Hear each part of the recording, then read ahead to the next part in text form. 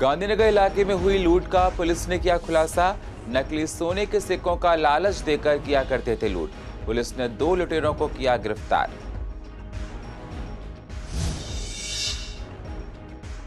Corona virus के बढ़ते कदमों को लेकर मार्केट एसोसिएशन ने उठाई कदम। मार्केट में बिना मास्क के एंट्री पर पूरी तरह प्रतिबंध। व्यापारियों को सता रहा है लॉकडाउन का डर। गाजीपुर बॉर्डर पर किसानों ने मनाया शहीद दिवस। शहीद भगत सिंह को किया याद। पीली पगड़ी में नजर आए बॉर्डर पर मौजूद किसान।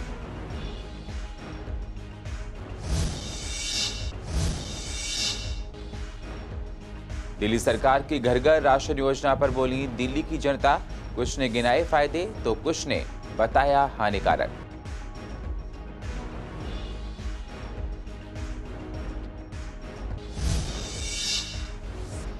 और नई आबकारी नीति को मंजूरी के बाद सियासी घमासान। बीजेपी विधायक ओपी शर्मा बोले भ्रष्टाचार के तहत लिया गया फैसला। कांग्रेस नेता डॉक्टर नरेंद्र नाथ ने भी फैसले को बताया गलत। नमस्कार, स्वागत है आप सभी का पूर्वी दिल्ली खास में। मैं हूं आपके साथ सुनील चौहान। अब होते हैं रूबरू पूर्वी दिल्ली की अहम खबरों के साथ। दिल्ली के गांधीनगर इलाके में सोने के नकली सिक्के दिखाकर कारोबारी से चाकू की नोक पर लूटपाट करने वाले 2 बदमाशों को पुलिस ने गिरफ्तार किया है। इनकी पहचान गाजियाबाद के लुनी निवासी दानिश और यूपी के बनारस के रहने वाले अवनीश उर्फ मनीष के तौर पर हुई।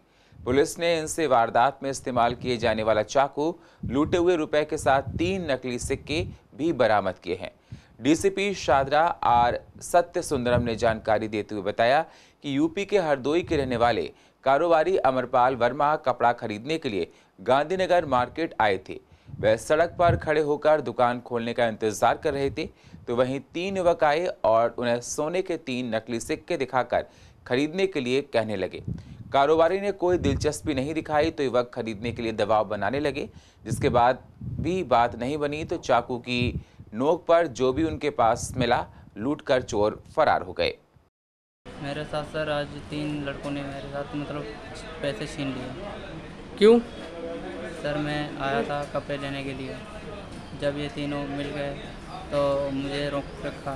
मुझसे बोला कि मेरे पास 2-3 सोने की प्लेट हैं और मेरे यहाँ की दुकानदार से पैसे उधार हैं, तो आप ये तीनों प्लेटें ले लो तो मेरे पैसे मैं चुका दूँगा दुकानदार को। उसके बाद मैंने बोला कि मेरे पास 4,000 रुपये हैं और मैं इससे ज़्यादा मेरे पास पैसे नहीं हैं। फिर मैं जब बोला कि नहीं तो मैं जेब में रखने लगा तब तक एक लड़के ने पीछे से चोक लगा दी। फिर दूसरे लड़के ने चाकू पेट में लगा दी।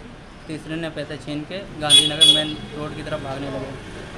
फिर उसके बाद फिर जब तक मैं धीरे कदमों से आ रहा था तब तक एक सर आए, पुलिस वाले सर, तो उन्होंने देखा एक लड़का भाग गया, 2 को पकड़ के पुलिस स्टेशन लाए। कोरोना वायरस के बढ़ते मामले और होली के त्योहार ने प्रशासन की चिंता बढ़ा दी है, जिसको देखते हुए अब मार्केट एसोसिएशन ने भी भीड़ और कोरोना से निपटने का जिम्मा उठा लिया है। त्योहारों के सीजन को देखते हुए मार्केट में ग्राहकों की भीड़ भी बढ़ने लगी है, जिसके तहत दुकानों में बिना मास्क के एंट्री पर पूरी तरह से प्रतिबंध लगा दिया गया है। साथ ही मार्केट में सैनिटाइजेशन किया जा रहा है। मशीन जगह जगह लगाई गई हैं और सोशल डिस्टेंसिंग का पालन करवाने के लिए दुकानों के बाहर गोले भी बनाए जा रहे हैं। तो वहीं अब व्यापारियों में भी बढ़ रहे कोरोना को लेकर चिंता बढ़ गई है। उन्हें डर सता रहा है कहीं फिर से लॉकडाउन लगा दिया गया तो उनका धंधा फिर से चौपट हो जाएगा। कोरोना का खौफ तो बहुत ज़बरदस्त है। कोरोना जैसे हम देख रहे हैं कि पहले बहुत फैला, फिर ये धीरे धीरे कम होना शुरू होता, लेकिन हम देख रहे हैं इन दिनों में केसेस बढ़ रहे हैं। तो अब हम कोरोना को अच्छी तरह से जान चुके हैं। कोरोना ये कहता है कि मैं कड़ी के साथ कड़ी जोड़ूंगा और हम ये कहेंगे हम अपनी कड़ी को तोड़ेंगे। एक सिर्फ यही मुहिम है जो हम साथ रह करके अलग अलग रहेंगे। अलग अलग कैसे रहेंगे? हम अपना सोशल डिस्टेंस बनाएंगे, दुकानों के आगे गोले बनाएंगे। जैसे हमारे आदरणीय प्रधानमंत्री मोदी जी ने कहा था 2 गज की दूरी बहुत ज़रूरी, तो हम 2 गज की दूरी को मेंटेन करेंगे। सैनिटाइज रखेंगे, अपना सैनिटाइजर रखेंगे बाहर। कोई भी कस्टमर बिना सैनिटाइज करे अंदर एंटर नहीं करेगा। थर्मल स्कैनर रखेंगे।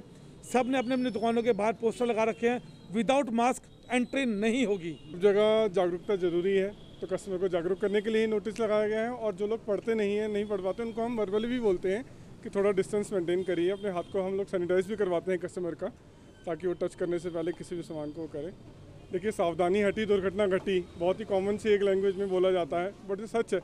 आप लोग सावधान रहिए, तो उससे कोई डरने की ज़रूरत नहीं है। बहुत महिलाएं मास्क पहनकर नहीं आती, खासकर महिलाएं, क्योंकि शायद उनका मेकअप वगैरह में कोई प्रॉब्लम आती हो उनको। जेंट्स लोग फिर भी मान जाते हैं बात को, परंतु बाकी अब थोड़ा सा अगर ज़्यादा वॉलंटियर्स वगैरह तैनात किए जाए मार्केट में, तो उससे ही सुविधा मिलेगी। सर, लोगों से अपील करते हैं, त्यौहार है, सबका है, सब खुशी से मनाएं। कोई बीमार ना हो तो ही आप त्यौहार मना सकते हैं। अगर कोई भी आपके घर में बीमार हो जाएगा तो आप सभी लोग त्यौहार नहीं मना पाएंगे। तो सावधानी से सब त्यौहार मनाएं, खुशियों का दिन है, खुशी से मनाएं। सावधानी सबके लिए ज़रूरी है, सब बना के रखें। मार्केट में ठीक तो होती है, लेकिन सब जो जरूरी सामान जो सुरक्षा होती है वो अपनाते हैं। ग्राहकों से यही सब प्रार्थना करते हैं कि अपने कई ये भी होता है कि मास्क लगा के नहीं आते मार्केट। नहीं, ऐसा कोई नहीं है। मास्क तो सब लगा के आते हैं। बाई चांस कोई हो तो वो लापरवाही में ऐसे सारे जागरूक है। एक खुद हर कोई। दिल्ली में केसेस दोबारा बढ़ रहे हैं, तो डर है कि डर तो है ही सबके। हाँ, फिर भी अपनी सुरक्षा जरूरी है। किसान आंदोलन के चलते हुए 118 दिन हो चुके हैं और किसानों ने आज 23 मार्च को शहीद भगत सिंह को याद करते हुए शहीद दिवस मनाया, जिसमें बॉर्डर पर भारी संख्या में युवा मौजूद रहे। किसान काफी दिनों से शहीद दिवस मनाने की तैयारियों में जुटे हुए थे। शहीद दिवस में एक बात खास देखने को मिली, बॉर्डर पर मौजूद सभी किसानों ने पीली पगड़ी पहन रखी थी। किसानों का कहना है कि कार्यक्रम शांतिपूर्वक तरह से चलाया जा रहा है और साथ ही कहा कि जब तक कानून वापसी नहीं तब तक घर वापसी नहीं करेंगे। तो बॉर्डर पर मौजूद किसान 26 मार्च को होने वाले भारत बंद को लेकर भी तैयारियों में जुटे हुए हैं। आज किसान आंदोलन को चलते हुए 118 दिन हो चुके हैं और ऐसे में किसान अपनी मांगों को लेकर दिल्ली की कई सीमाओं पर मौजूद हैं। और आज किसानों द्वारा जहां पर गाजीपुर बॉर्डर की बात करें, सिंधु बॉर्डर की बात करें, टीकरी बॉर्डर की बात करें, तीनों ही जगहों पर शहीदी दिवस मनाया जा। भारी तादाद में युवा भी बॉर्डर पर पहुंचने लगे हैं और किस तरीके से ये शहीदी दिवस मनाया जा रहा है, इस वक्त हमारे साथ बात करने के लिए मौजूद है राजीव जादौंधी, प्रदेश अध्यक्ष किसान नेता। उनसे हम बात करते हैं। बिल्कुल, आज 23 मार्च है। शहीद आजम भगत सिंह, सुखदेव राजगुरु, जिन्होंने नौजवानी में मात्र 23-24 साल की उम्र में शहादत दी थी, तो जरूर हिंदुस्तान के नौजवानों को इससे प्रेरणा लेना चाहिए। उनको समझना चाहिए कि आखिर इतने महत्वपूर्ण दिन को अगर वो ही आकर के संकल्प नहीं लेंगे तो इस देश का आगे जाकर के भार कौन उठाएगा। आज हम लोगों ने पीली पगड़ी बांधी हुई है, उनको श्रद्धांजलि देने के लिए सारे लोग पीली पगड़ी बांधे, बसंती पगड़ी है। आज शहीदी दिवस है, उसके लिए आए यहाँ पे जागरूक करने के लिए। हाँ, तो आगे भी जाएंगे, वो तो जो काम अपन करेंगे भी ना, सब और भी तो काम है भाई किसान का। तो खेत भी देखने हैं, गेहूँ कटेंगे तो वो भी देखने पड़ेंगे ना। 26 तारीख की जो हमारा संयुक्त मोर्चा है, वो 26 तारीख के भारत बंद की तैयारी में जुटेंगे और यहाँ पूरा जहाँ पे बॉर्डर है, इसको चारे नीचे तक सारे युवा और पगड़ी बांधकर शहीद भगत सिंह और तीनों को श्रद्धांजलि देंगे। दिल्ली सरकार लोगों के लिए घर घर राशन पहुंचाने की योजना लाई है। अब लोगों के घर तक ही राशन पहुंचाया जाएगा। इसी को लेकर सीसीएन ने जनता से राय जानी, जिसमें कुछ लोगों का कहना है कि इसमें गड़बड़ी भी हो सकती है और कुछ व्यक्ति ने कहा कि अगर घर पर व्यक्ति नहीं रहता है तो उसका राशन वापस जा सकता है और राशन के दाम भी बढ़ाए जा सकते हैं, जिससे काफ़ी परेशानी होगी। वहीं दूसरी ओर कुछ लोगों ने इस स्कीम को लाभदायक बताया कि इस स्कीम के ज़रिए हम राशन दुकानदारों पर जाकर कई देर तक लाइनों में नहीं लगना पड़ेगा, जो दुकानों पर लगना पड़ता है। हमारा समय बचेगा और हमारा राशन भी घर पर ही आ जाएगा। हाँ सर, ये जो दिल्ली सरकार जो कर रही है, वैसे एक हिसाब से ये सही भी है कि लोग जो बुजुर्ग लोग हैं वो लाइनों में लगते हैं, उससे छुटकारा मिल जाएगा। मगर ये इसमें संभावना लग रही है जैसे कि 2 रुपये किलो हमें राशन मिल रहा है जो राशन की दुकान से, उस पर जैसे कि जो पैकिंग करेंगे और जो वर्कर वगैरह जो रखेंगे उनका खर्चा कहीं पब्लिक पर नहीं डालने। नहीं, वैसे दिल्ली सरकार की सलाह तो अच्छी है, वैसे आपके लिए बतलाएं, मगर इसमें यह है कि बुजुर्ग लोगों के लिए फ़ायदा हो जाएगा, मगर बहुत से लोगों के लिए इसमें नुकसान भी नज़र आ रहा है। वो इसलिए नुकसान नज़र आ रहा है, जैसे कोई किराएदार रहते हैं, अब वो किसी मकान मालिक के एड्रेस से उन्होंने वो अपना राशन कार्ड बनवाया है, अब उससे वो वहाँ से खाली करके चला गया तो उसका राशन किस तरीके से मिलेगा, तो उसके लिए दोबारा जाके लाइन में ही लगना पड़ेगा। नहीं, ये सुविधा ठीक नहीं है जी। इसमें जो है कि राशन गलत चला जाएगा, एक नाम के कई आदमी रहते हैं, उससे दिक्कत होगी लोगों को। और जो कुछ लोग किराएदार हैं उनका राशन कार्ड कहीं का है, रह कहीं और रहा है, कम मकान चेंज करना पड़ता है, उसके लिए भी परेशानी आ जाएगी। बाकी बुजुर्गों के लिए तो फ़ायदा है, लेकिन वैसे आम पब्लिक के लिए फ़ायदा नहीं है क्योंकि किराएदार लोग बहुत ज़्यादा हैं। इससे ही तो अच्छा है कि हमारे ही घर पर सही मिल रहा है राशन, तो बढ़िया है। ठीक, क्योंकि टाइम वेस्ट वहाँ पर भी करते हैं, घर पर भी घर वहाँ करते हैं तो यहाँ वेस्ट होता है राशन की दिशा में। इससे अच्छा है तो हम लोग को यहीं पर बढ़िया है। दिल्ली सरकार ने राजधानी में शराब पीने के लिए कानूनी तौर पर न्यूनतम उम्र 25 साल से कम करके 21 साल कर दी है, जिसके लिए दिल्ली सरकार ने नई आबकारी नीति को मंजूरी दे दी है। इस नीति के तहत दिल्ली सरकार ने शराब की नई दुकानें नहीं खोलने का फैसला किया है। तो वहीं इसी को लेकर सीसीएन ने पूर्व दिल्ली के नेताओं से और जनता से जाना कि इस पर उनकी क्या राय है। जहां जनता का कहना है, इसी को लेकर मिला जुला राय उन्होंने दी है, तो वहीं इस मुद्दे पर भी नेता एक दूसरे पर आक्रामक होते नजर आए। बीजेपी विधायक ओपी शर्मा का कहना है कि भ्रष्टाचार के तहत दिल्ली सरकार ने ये फैसला लिया, तो वहीं कांग्रेस नेता डॉक्टर नरेंद्र नाथ ने भी इस फैसले को गलत बताया है। साथ ही आम आदमी पार्टी के पूर्व प्रत्याशी दीपक सिंगला ने इसको लेकर बात की, तो उन्होंने इस फैसले का स्वागत किया है। अपना रेवेन्यू बढ़ाने के चक्कर में ये भूल गए हैं कि उनका दायित्व दिल्ली के जो यूथ हैं उनके प्रति भी है। तो दिल्ली की गली गली में दुकान खोलना, अभी तक जो काम चल रहा है दिल्ली में अधिकतर दुकानें दिल्ली सरकार चलाती है, लेकिन किन्हीं कारणों से केजरीवाल जी उन दुकानों से प्राइवेटाइजेशन की तरफ जा रहे हैं, जिससे भ्रष्टाचार भी बढ़ेगा और भ्रष्टाचार के साथ साथ दिल्ली में जो यूथ है उसकी सेहत पे इसका विपरीत असर पड़ेगा। और दिल्ली में शराब की खपत बढ़ाने के लिए केजरीवाल जी येन केन प्रकारेण जो कार्य कर रहे हैं उसकी हम निंदा करते हैं। अब 25 साल से 21 कर दी है, अब 21 के बाद जो 18-19 साल के 20 साल के बच्चे होंगे, 17 साल के, वो भी शराब पियेंगे। तो मैं समझता हूँ ये अच्छा स्टेप नहीं था जो सरकार ने लिया कि प्राइवेट कंपनी वाले इनको पैसे अच्छे दे देंगे रिश्वत के, वो अपनी मर्जी के ब्रांड बेचेंगे और ब्रांड बेचने के अंदर क्या होगा, जो नकली शराब है वो भी बिकेगी। अच्छी नीति है, अच्छी रणनीति है, अच्छा मैं स्वागत करता हूँ ऐसे प्रस्ताव का, क्योंकि अभी भी क्या होता है, अभी भी जैसे आप देखते हो क्लब्स में लोग ऑलरेडी 21 साल के, 22 साल के, 20 साल के बच्चों को भी वो लोग शराब पिलाते हैं, इलीगली पिलाते हैं। तो उससे बेटर ये इसको लीगल कर दिया, एज लिमिट फिक्स कर दिया और उसके बाद उस एज से कम हो तो उस पर कड़े मापदंड हो लोगों को समझाने के लिए। शराब तो प्राइवेट बेचे वही अच्छा है, शराब गवर्नमेंट बेच के क्या करेगी। वैश्विक महामारी कोरोना ने पूरे विश्व को हिलाकर रख दिया है। हालांकि कुछ दिन पहले तक कोरोना के केसों में काफी कंट्रोल था, लेकिन अब कोरोना एक बार फिर से कहर बरपा रहा है। जहां भारत सरकार ने कई बड़े कदम उठाकर समय पर कंट्रोल किया, बल्कि वैक्सीन उपलब्ध करा के पड़ोसी देशों की भी मदद की है, लेकिन लोगों में अवेयरनेस की कमी की वजह से कोरोना दोबारा से भारत में पैर पसारता हुआ नजर आ रहा है। ऐसे में क्या लॉकडाउन लगना चाहिए या नहीं, इस पर लोगों ने अलग अलग प्रतिक्रियाएं दी हैं।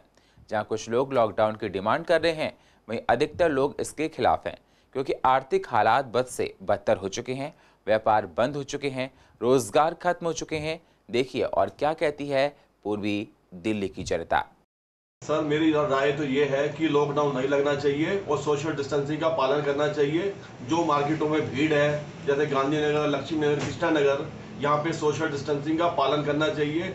जो भी हमारे प्रशासन के लोग हैं, इनको ध्यान देना चाहिए पब्लिक के ऊपर। सरकार को तो प्रशासन को सब करना ही पड़ेगा पब्लिक के लिए सब कुछ। अगर दोबारा लॉकडाउन लग गया तो बहुत दिक्कत हो जाएगी और लोग डिप्रेशन में चले जाएंगे। अब पहले भी लोगों ने बहुत सुसाइड करा है। लॉकडाउन इसका वो नहीं है लगाना। सर बीच में केस बंद हो गए थे, अब दोबारा वेव आ रही है, इसकी कोरोना की सेकंड वेव आ रही है। लोगों को खुद सतर्क रहना पड़ेगा। उस समय सरकार के पास ऑप्शन नहीं थे, उनको लॉकडाउन लगाना पड़ा, क्योंकि बहुत सारी तैयारियां करनी थी और सरकार ने बहुत अच्छे से तैयारियां भी की। लेकिन आज एक साल बीत चुका है, सरकार के पास सारे ऑप्शन हैं। देश में एक बार फिर कोरोना के मामले बढ़ने लगे हैं, जिसके चलते आज दिल्ली में लगातार तीसरे दिन 800 से ज्यादा मामले सामने आए हैं। ऐसे में सीसीएन ने पूर्व दिल्ली के Rajiv Gandhi super speciality hospital का जायजा लिया। अस्पताल के डायरेक्टर BL शेरवाल ने जानकारी देते हुए बताया कि जैसे जैसे दिल्ली में कोरोना के मामले बढ़ रहे हैं, हॉस्पिटल में भी पॉजिटिव केसों की संख्या में इजाफा हो रहा है। पहले एक समय तक हॉस्पिटल में कोरोना के मरीजों की संख्या 0 भी हो गई थी, तो वहीं अब हॉस्पिटल में पॉजिटिव मरीज की संख्या 22 पहुंच गई है। कोरोना के बढ़ते मामलों को लेकर हॉस्पिटल में भी तैयारियां की जा रही हैं। जहाँ तक बात तैयारी की है, दिल्ली के अंदर Rajiv Gandhi super speciality hospital अभी भी 500 बेडेड कोविड हॉस्पिटल है डेजिग्नेटेड, और उसी हिसाब से जैसे हमें नंबर्स पेशेंट्स के बड़े हैं तो हम टीम वाइज वो एक्टिवेट करते हैं। जैसे 20 पेशेंट से ऊपर अभी बढ़े तो सेकंड टीम हमारी आज से ही हम उनकी पोस्टिंग रोस्टर बना दिया गया है, और जैसे ही 40 और 60 20-20 के पेशेंट्स का बैचेज हम जैसे बढ़ेंगे उसी हिसाब से हम लोग उसकी तैयारी कर रहे हैं। दिल्ली के विवेक विहार में राज्यसभा सांसद दुष्यंत गौतम ने निगम पार्षदों द्वारा किए गए कामों का ब्यौरा देने वाली पुस्तक विकास पुस्तिका का विमोचन किया। इस पुस्तक में निगम पार्षद द्वारा पिछले 4 सालों में कराए गए कामों का ब्यौरा दिया गया। साथ ही कहा गया कि मैं अपने पार्षदों का धन्यवाद करता हूं जो दिन रात मेहनत करके जनता की सेवा करते हैं। बीजेपी काम करती है और जो काम करती है वो लोगों को दिखता है, जिसके चलते आज पुस्तक का विमोचन किया गया।